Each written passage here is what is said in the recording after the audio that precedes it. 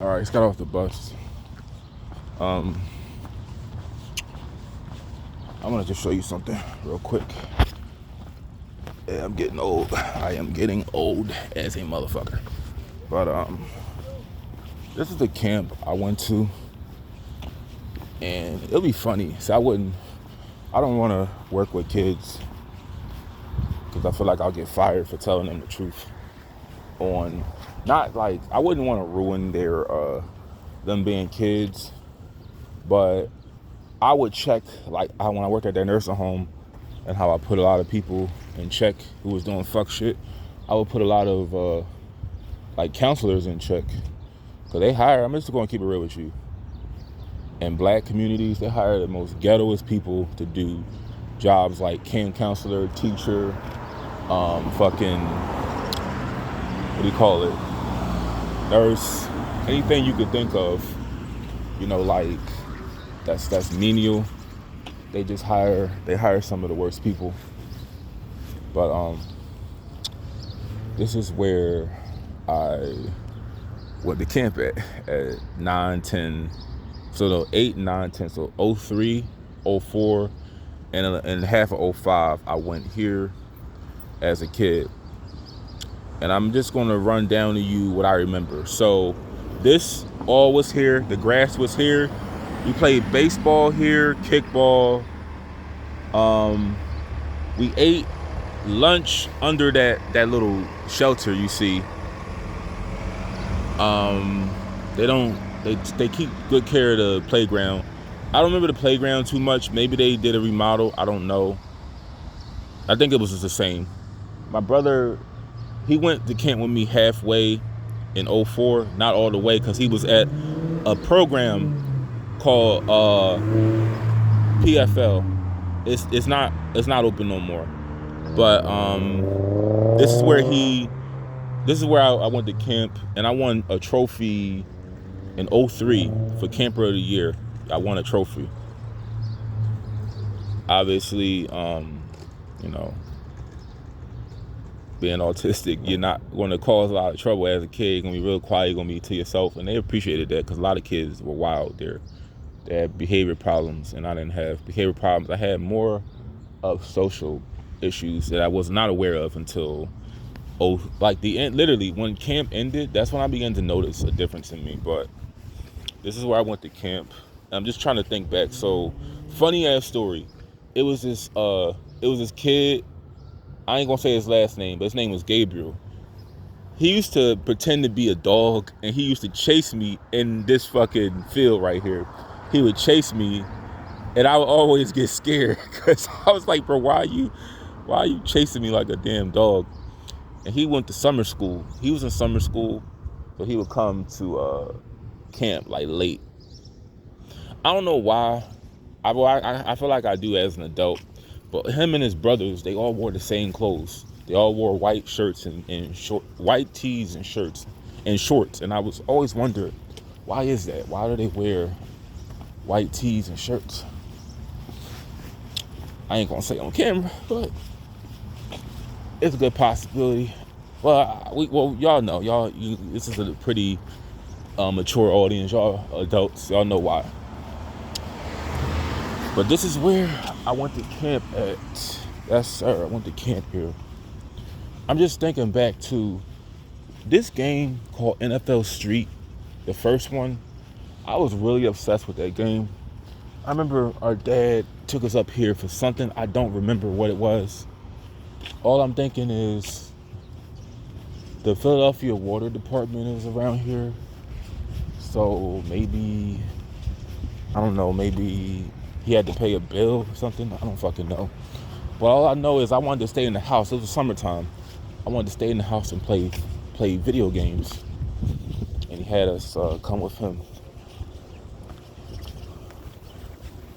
But yeah, camp was good at like 8 and 9. It sucked. It really sucked when I didn't have my brother there. But it was good. Another fun fact about me, guys, I don't like walking in front of cars. Now his hazard lights are on. That's because his car is fucked up. But I don't like walking in front of cars. And it's not a race thing. And now we're gonna talk about hip hop. Here's because Philadelphia is the king. Well, it's the capital. I ain't gonna say graffiti started here. Maybe New York took that shit. I don't know. But look at this right here. In 1973, the first hip hop party took place in the Bronx. That's right. Hip hop started in the East Coast, Mid-Atlantic. By the end of the early 80s, it had exploded internationally due to the Wild Style, the movie. Wait. By the early 80s, it had exploded internationally due to Wild Style, the movie. I don't know what that is. MCs move the crowd. That's the New York Transit. Boys and, knowledge, respect, authenticity, community, B-girls rocked. A culture was born from struggle, but rich in minds and souls. And then don't sweat the techniques. Chilling in my B-boy stance. It started out in the park. They used to do it in the dark. True move, true art must evolve. So hip hop started in New York City. Okay?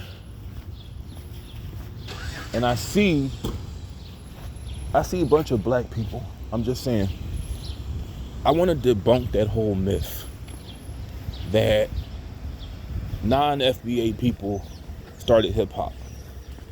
It's not true.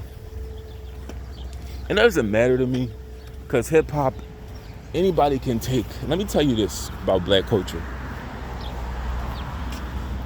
When you have a culture that's centered around food, music, dancing, clothing, fashion, anybody can take that shit. So don't be surprised when you hear like other groups of people saying, oh, we started hip hop, or we started hip hop, or we started breakdancing, or we started gangster rap. A lot of y'all don't know, gangster rap started by a Philadelphia artist named Schoolie D. If you don't know who Schoolie D is, Schoolie D did the soundtrack for King of New York. He did the theme song for, what's that show? What's the Aqua Teen Hunger Force?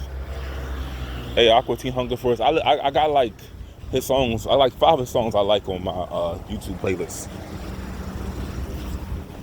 But hip hop started in New York City, and it was done by FBAs. Okay.